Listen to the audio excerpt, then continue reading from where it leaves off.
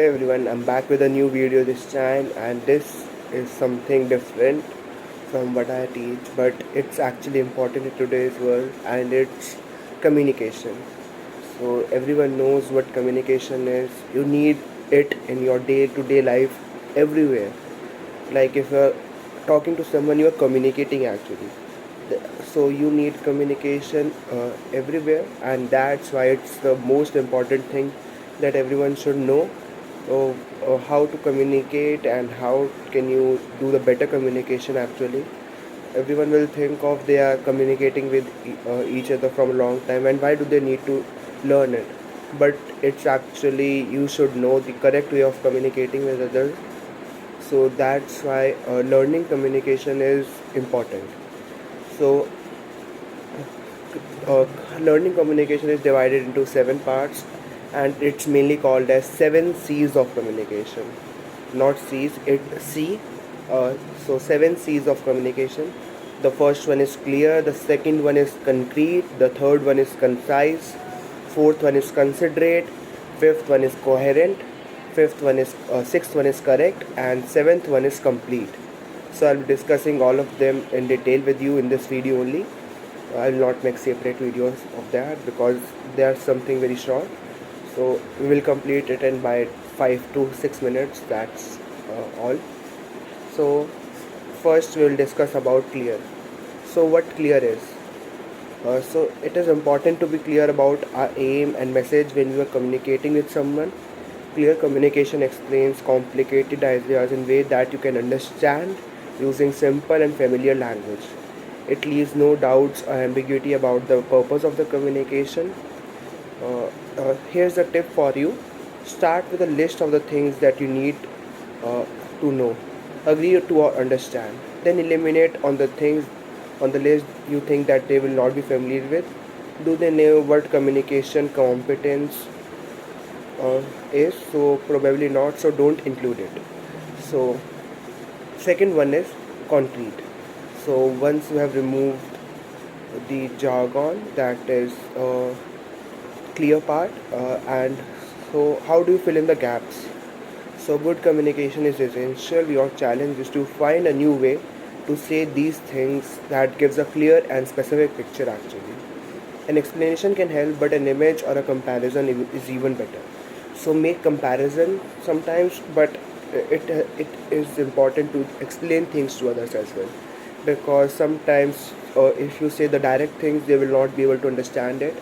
So try with an explanation, but be crystal clear with the explanation. Maybe you can sometimes be more confusing with the explanation, so that's gonna be more complex for you.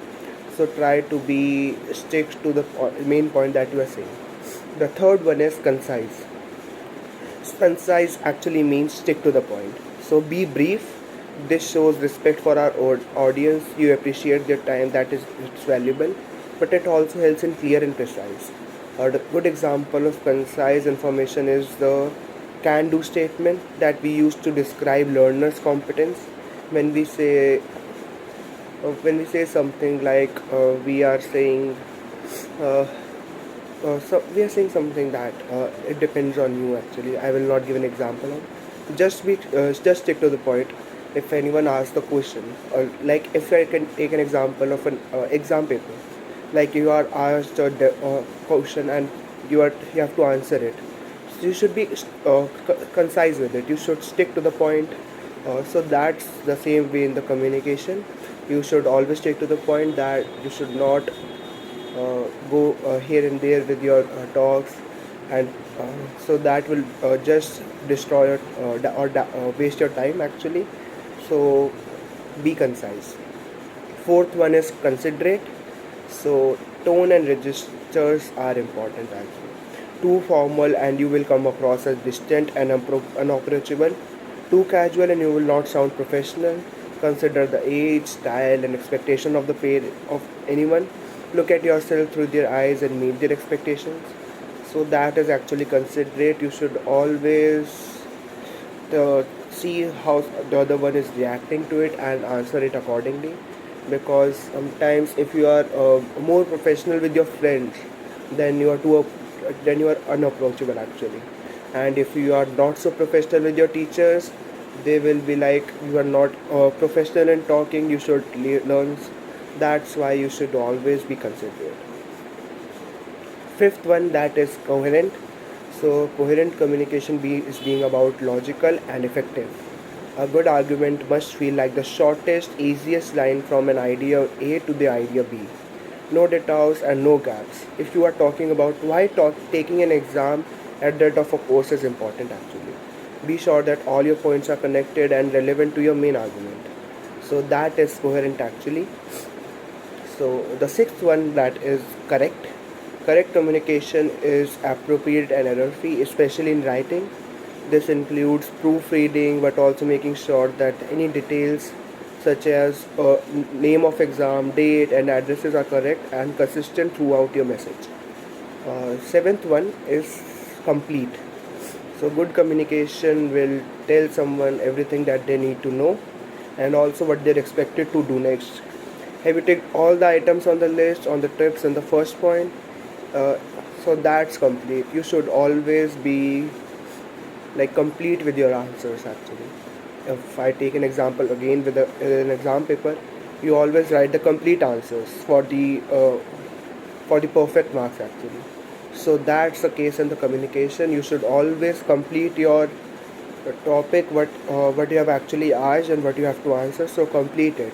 Don't leave it in middle like you many people leave it in the middle that